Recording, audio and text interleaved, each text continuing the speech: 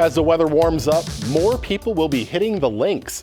And this season, patrons at Bunker Hills will find some new wheels to help them navigate the golf course. These are fantastic carts. It's the same type of golf cart we had for the past 6 or 7 years. The new carts arrived at the golf course last week. Bunker Hills golf pro and manager Tim Anderson says replacement of the 100 cart fleet happens every 4 to 6 years. There is one additional feature besides the black roof racks and rain guards, which we think look great and aesthetically pleasing. There is a USB port, and that's something that you really can't live without these days. Our old carts didn't have them. Now they do, so people can charge their phones, devices, and plug in their music devices, which has become all the rage in golf now. Folks can put their music on at a reasonable volume, of course. With brand new batteries, the carts can last an entire day on the course. They are then charged overnight, ready for use the next morning. Quite a few golfers already today mentioned, oh man, great ride, I'm so excited to drive these, and we thank them for helping pay for them, of course, because it's the user fees that do pay for these golf carts. As for the course itself, golfers at Bunker Hills will notice subtle changes with tee markers and the addition of some benches. Staff at the course say they look forward to a busy season ahead.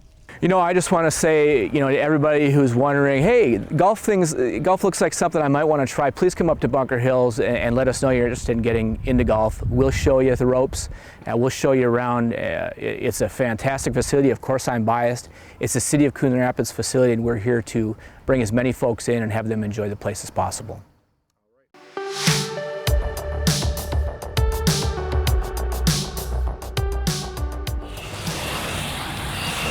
Some hydrants take 15 minutes, some hydrants take 5 minutes. This week, the Coon Rapids Utilities Department began their springtime flushing of fire hydrants in the city. Sean Nelson is the utilities superintendent. What we're doing is cleaning up impurities that are in the water from over the winter.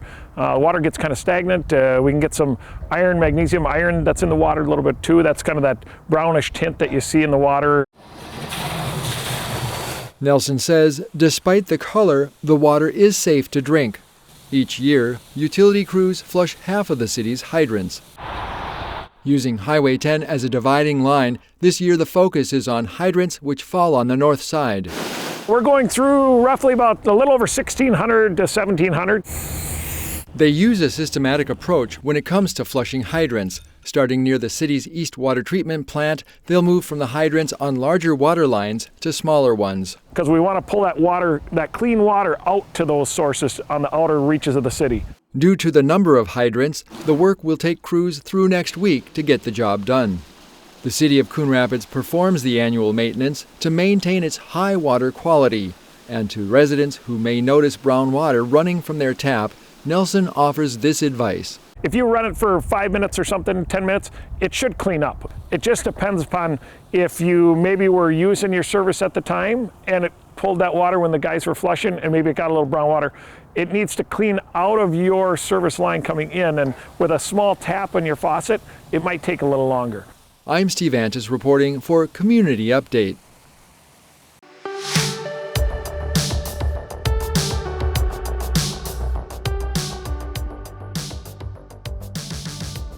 Here's your City Council recap for Wednesday, April 21st. More than 6 miles of residential streets will be reconstructed this summer. On Tuesday night, the City Council awarded contracts for the reconstruction projects, which are estimated to cost $10.4 million. Residents benefiting from the improvements are assessed a portion of the cost. A map outlining the construction areas can be found on the city's website. Also Tuesday night, the City Council awarded a contract for trail improvement projects at Riverdale Park and Thorpe Park. The Riverdale project involves more than a quarter mile of trail reconstruction. At Thorpe Park, the trail reconstruction is 950 linear feet. New pedestrian ramps will also be installed. Work is expected to take place in June and July. The city is allowing some local businesses impacted by the COVID-19 pandemic to continue temporary outdoor dining into the fall. This week, the City Council approved the temporary expansion of the liquor license for Leonard's Bar and Grill for outdoor dining through October 31st. At the previous meeting, the City Council did the same thing for Texas Roadhouse and TGI Fridays. More improvements are in store for the East Water Treatment Plant. The City Council has accepted plans and authorized going out for bids on a project involving upgrades to the heating and ventilation system.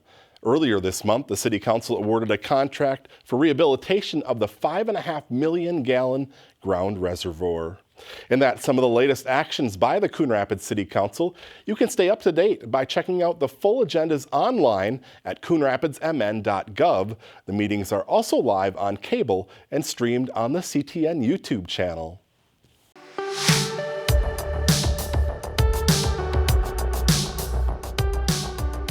Just drop them in. Does it matter what Doesn't goes matter where? which box. No, All that's right. perfect. Thank you very Sweet. much. Thank you. National Drug Take-Back Day is coming up this weekend. It's your chance to dispose of unused or expired prescription drugs. No needles will be accepted. However, unused expired EpiPens in protective cases are allowed. National Drug Take-Back Day is Saturday, April 24th from 10 a.m. to 2 p.m. outside the Coon Rapids Police Department. Just drive up and drop off your unused or expired medications. You don't even need to leave your car.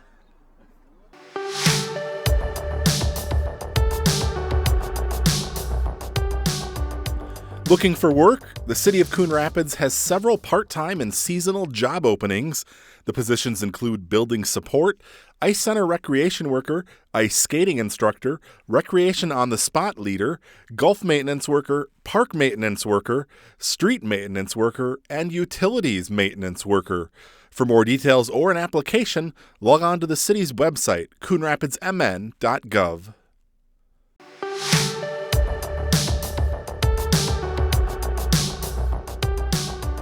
What this really does is brings everything together under one roof. Last week, the new Mercy Piper Breast Center opened its doors to patients at the Mercy Specialty Center. This beautiful multidisciplinary approach really exemplifies a comprehensive breast center that's needed for 2021 and beyond. The Mercy Piper Breast Center covers nearly 25,000 square feet of space, which takes up the entire third floor of the specialty center. You can't feel anything in your breast, is that right? Surgical oncologist Dr. Natasha Reith is the medical director of Allina Health Cancer Institute and specializes in breast disease. I'm subspecialized in the care of cancer patients. I only do breast cancer. That's new to this area.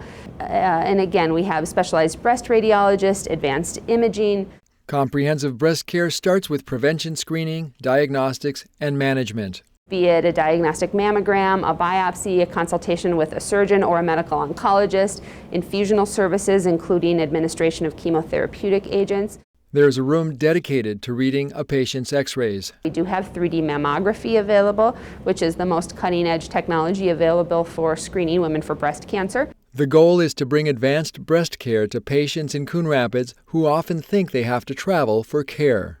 So really this space can offer full-service breast management, again, from the point of mammograms all the way through to treatment, even chemotherapy administration. The Mercy Piper Breast Center is located across the street from Mercy Hospital in the Mercy Specialty Center. For more information, log on to allinahealth.org. I'm Steve Antis reporting for Community Update.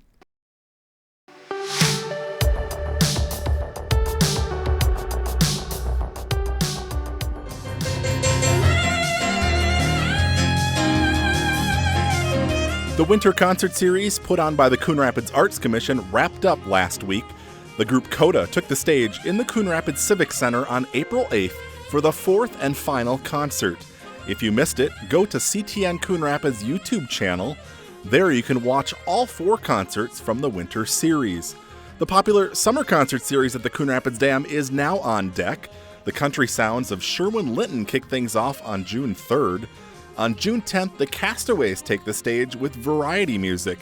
On June 17th, it's the legendary Percolators Band with electric 60s rock. And on June 24th, country star Rocky Lynn takes the stage. After a break for Independence Day, the series resumes July 8th with polka music from the Shimoleski Funtime Band. July 15th, Eric Christensen and his support group sing the blues. July 22nd, it's the Authorities with classic rock and R&B. July 29th, Ecuador Monta takes the stage with Latin music. And the Summer Concert Series wraps up August 5th with the Red Letter Band. All concerts begin at 7 p.m., rain or shine. Free parking is available and concessions can be purchased on site.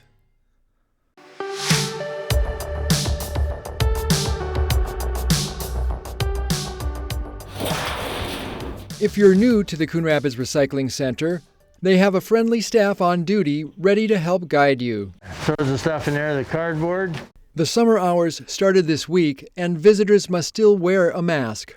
You can throw those right in there too. The Coon Rapids Recycling Center is open Tuesday from 9 a.m. to 3 p.m., Wednesday from 1 p.m. to 7 p.m., and Thursday, Friday, and Saturday from 9 a.m. to 3 p.m. We keep them underneath this canopy here, so anybody who wants to come in and shred, they can do their own shredding right here.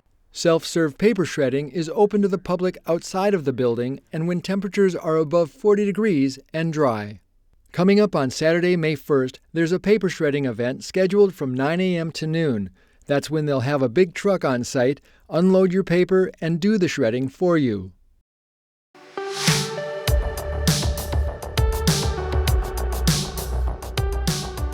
What's going to come together is just tremendous. If you've driven along Coon Rapids Boulevard recently, you've likely noticed the homes popping up at Port Riverwalk.